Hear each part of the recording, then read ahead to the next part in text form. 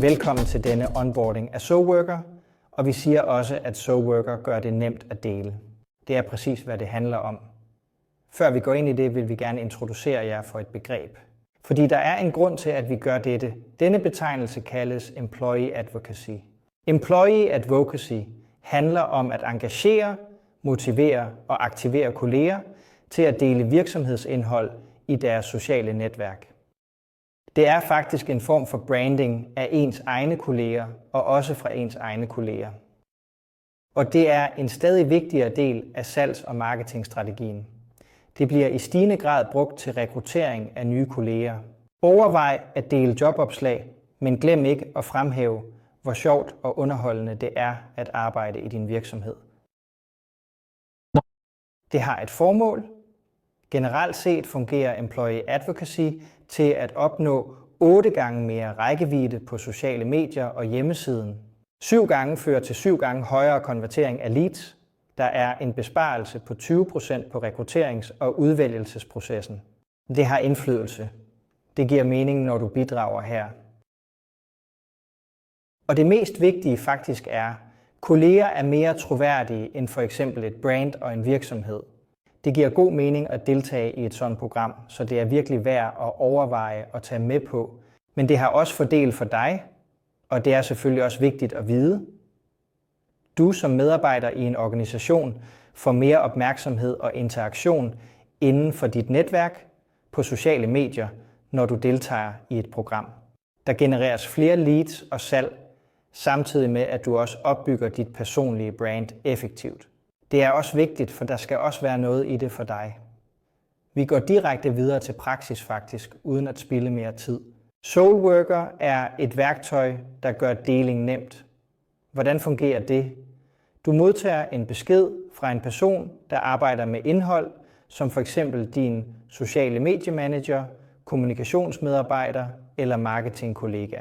Beskeden vil blive sendt enten via e-mail eller appen. Når du modtager beskeden, har du mulighed for at klikke dig direkte ind i coworker-miljøet med et enkelt klik. Du kan eventuelt tilpasse beskeden. Det virker altid bedre, når du gør det lidt mere personligt. Og så kan du dele det i dit netværk, og du kan forestille dig, at du har et meget relevant netværk, og dermed spredes budskabet på én gang til mange mennesker. Hvad er hovedformålet med meddelelsen fra din virksomhed? Hvad er startpunktet for denne meddelelse? Først oprettes der en konto til dig. Du modtager en e-mail fra SoWorker for at oprette en adgangskode. Du kan nu logge ind på SoWorker, besøg soworker.com for at få adgang til vores platform og tjenester. Efter dette skal du begynde at forbinde din sociale medieprofil med applikationen. Du går til konto, forbind sociale medier og tilslut derefter de sociale medieplatforme, hvor du vil dele indhold og oprette forbindelse med andre brugere på disse platforme. Hvis du ved, at du aldrig vil bruge en platform, fordi det ikke passer til dig, skal du bestemt heller ikke forbinde det. Det er vigtigt at kun tilslutte de platforme, der betyder noget for dig. En anden mulighed er at ændre sproget via indstillingerne på din konto. Du kan også vælge at tilpasse din profil. Det kan være på hollandsk, engelsk, tysk eller fransk. Vælg dit ønskede sprog. Du kan nemt gøre det ved at gå til kontoindstillingerne og derefter redigere din konto, hvor du har mulighed for at indstille dit foretrukne sprog. Du vil modtage notifikationer via e-mail eller appen, som jeg lige har sagt. Det anbefales også at downloade appen, da det gør det meget nemmere. Så vil du modtage en push-meddelelse. Men du kan selvfølgelig også dele det via din mail, og så kan du nemt gøre det via skrivebordet på din computer. Det er vigtigt at indstille dine meddelelser i appen. Du kan gøre dette ved at gå til indstillingerne og derefter vælge meddelelser.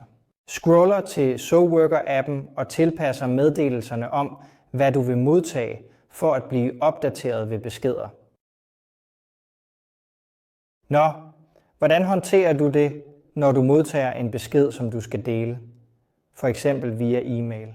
Du vil modtage en e-mail, hvor du skal klikke på knappen for at dele beskeden, og efterfølgende vil du blive omdirigeret til SoWorker-miljøet. Enten får du en push-meddelelse, og du går til appen for at åbne den, og derefter går derhen for at dele en besked. Når du kommer til delingsområdet, for eksempel på dit desktop-område, vil du kunne se det der på skærmen. Og der kan du klikke på tilpas. På den måde kan du ændre beskeden, så den passer bedst muligt til dine behov. Skriv på en måde, der virkelig er dit eget sprog. Du kan også bare offentliggøre, hvis du tænker, ja, denne besked er god. Jeg behøver ikke at ændre noget der. Du kan også planlægge det. Planlægning betyder, at du kan sige, at jeg vil planlægge det til i morgen eller til en anden tid. Så det lander nøjagtigt der på det præcise tidspunkt, der er vigtigt for dine følgere. Der findes også en oversigt over publikationer, hvilket altid er praktisk at vide og have adgang til. Via offentliggørelser kan du se de offentliggørelser, som du endnu ikke har delt. Du kan faktisk se på alle sociale medieplatforme, at hvis de er aktive, har de en farve, som indikerer deres status. Så har din sociale mediemanager faktisk forberedt en besked til dig på det netværk. Hvis han ikke har farve, er det ikke sket. Det er værd at bemærke, at uden farve er det ikke sket. Hvis der er et flueben, en grøn flueben ved siden af, har du allerede delt den. Og hvis der vises et blåt ur, er det planlagt. Hvis der ikke står noget, betyder det, at der ikke er blevet delt noget. Nå, sådan kan du også gøre det ved hjælp af appen. Faktisk fungerer det på præcis samme måde. Når du åbner appen, kan du klikke på del for at muligvis ændre og planlægge det. Efterfølgende vil du se de nøjagtigt samme markeringer eller blå ure som tidligere i appen. Nå, det var det. Jeg håber, at du begynder at dele, at du har forbundet alle dine sociale medieplatforme.